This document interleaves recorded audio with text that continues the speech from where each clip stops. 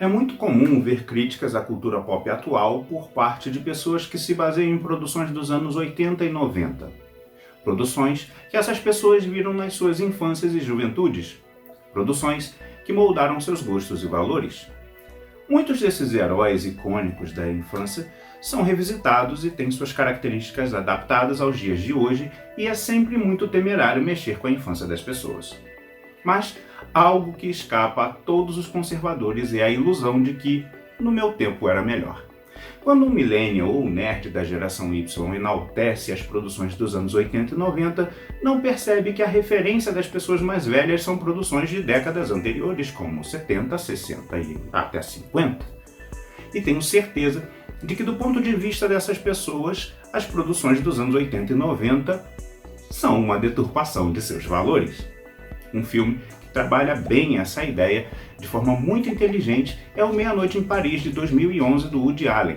Sei que o Woody Allen hoje em dia tornou-se persona não grata, mas já disse que eu sei separar o artista da obra e eu adoro o trabalho desse cineasta.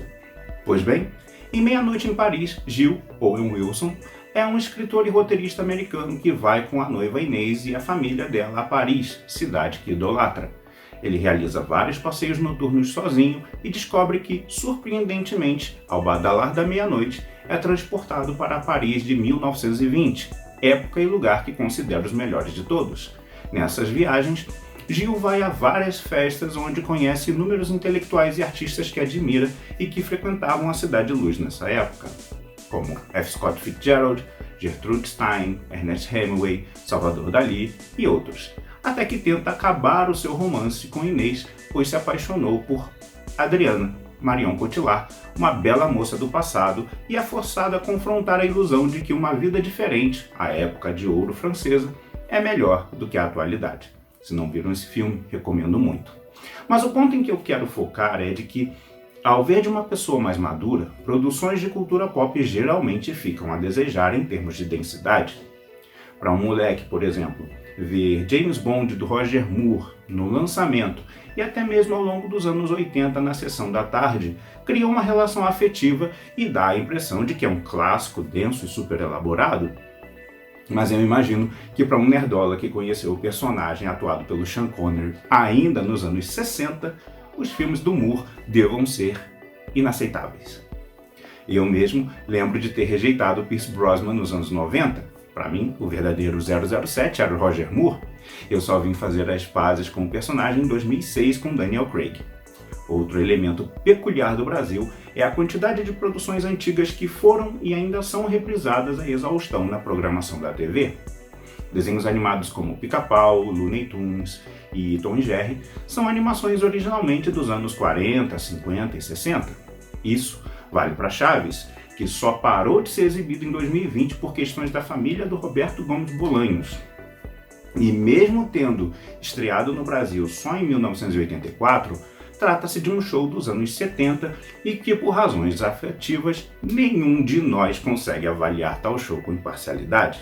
Porém, se você for comparar com seus países de origem, certos shows como o próprio Pica-Pau, que eu amo tanto, já não é exibido nos Estados Unidos há muitas décadas. Não à toa, a Universal, quando resolveu fazer o longa em 2017, o fez pensando no público brasileiro. Não à toa, todo o seu marketing foi direcionado para nós, com direito a ter a modelo brasileira Taila Ayala no elenco. E aí, galera? Que bicho é esse? O pássaro. Liga, tá legal, eu consigo.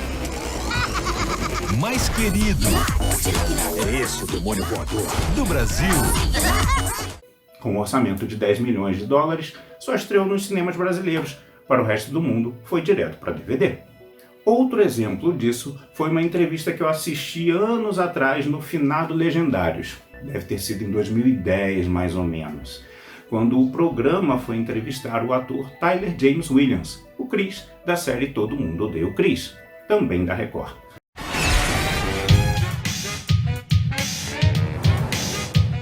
O interessante é que na entrevista, a Tina, a entrevistadora, compara o seu show ao do Pica-Pau como os de maior audiência da Record, e o Tyler teve dificuldades de reconhecer o show a princípio.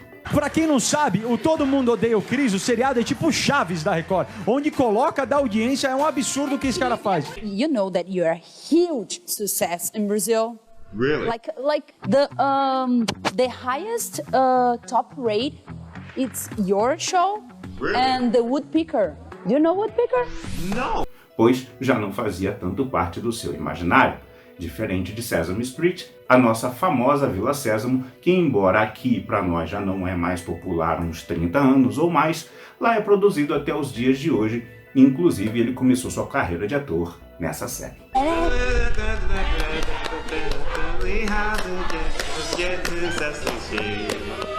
Pô, gente, ele participou do Vila Sésamo quando ele tinha 4 anos, gente. Isso é demais, realmente.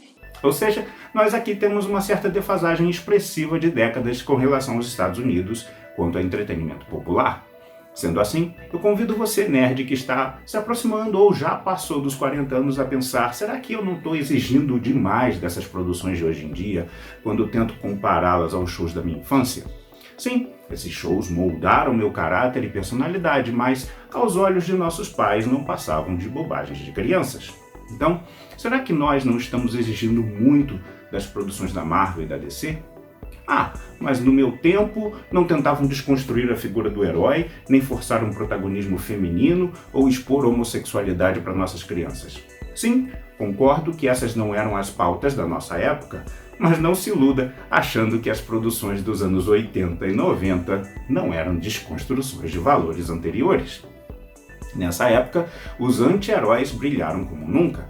Hoje em dia, um ícone máximo da cultura pop é o Darth Vader. Um vilão, não o Luke Skywalker, o herói da história. Wolverine, o Justiceiro, o Spawn e outros heróis violentos tiveram seu auge nesse período. Quadrinhos de heróis e filmes como Robocop eram uma carnificina generalizada. Acha que se nossos pais folheassem nossos quadrinhos ficariam tranquilos com tamanha violência? Ok, não tinha beijo gay nessa época, mas não venha me dizer que não aconteciam excessos e temas que nossos pais certamente ficariam escandalizados. E nessa época, quanto mais violento, perverso e sensual, maior era o seu sucesso. A única diferença é que os assuntos de interesse da geração Z, o principal público-alvo da atualidade, são outros. Pessoalmente, eu acho tudo muito pasteurizado, mas acho que na verdade eu é que preciso de drogas mais pesadas, por assim dizer. Para me entreter, é preciso um Clube da Luta ou o Lobo de Wall Street. Mas isso não quer dizer que eu não vou dar chance às novas produções de cultura pop, pois estou sempre me surpreendendo com coisas bem legais, como Os Caras Malvados, desse ano, WandaVision e Loki, do ano passado. Aliás, fiz análise dos dois, vou deixar o link aqui nos cards. Hoje, eu vejo os nerdolas agindo como no tempo do Comics Code Authority, que foi criado nos anos 50 para censurar as histórias em quadrinhos por, entre aspas, estimular a delinquência juvenil. E tenho certeza que em meados dos anos 70, com a prisão do serial killer Ted Bundy, o assunto tenha voltado à tona, pois ele admitiu que tinha um apetite insaciável por pornografia violenta e apontou revistas de histórias policiais como o principal conteúdo do seu consumo. Então, isso certamente reforçou o Comics Code Authority, fazendo com que as histórias de terror e policial fossem praticamente abolidas e as de super-heróis infantilizadas. A ditadura desse selo só veio a perder força nos anos 90. Curiosamente, é exatamente nesse período que os quadrinhos começam a decair em vendas. No Brasil, também tivemos o período da ditadura militar, que durou de 64 a 85, ou seja, os anos 80 e 90 foram um período sem freio dentro da cultura pop, e na virada do século, o politicamente correto tornou-se o novo parâmetro para as produções no Ocidente. Pois bem, é o espírito dessa época, afinal, pelo menos é como eu penso. E você, concorda comigo ou já pensa de outra forma? Deixe sua opinião aí nos comentários, que eu vou adorar ler e, quem sabe, continuar esse debate. Se ainda não é inscrito no canal, o faça agora mesmo. Se tiver algum assunto que eu tenha mencionado aqui de forma rápida, que você queira ver com mais detalhes, tipo um especial sobre o Comics Code Authority ou do filme sobre o Ted Bundy, A Confissão Final, que é de onde eu tirei essa informação sobre revistas policiais, deixa aí nos comentários seu pedido.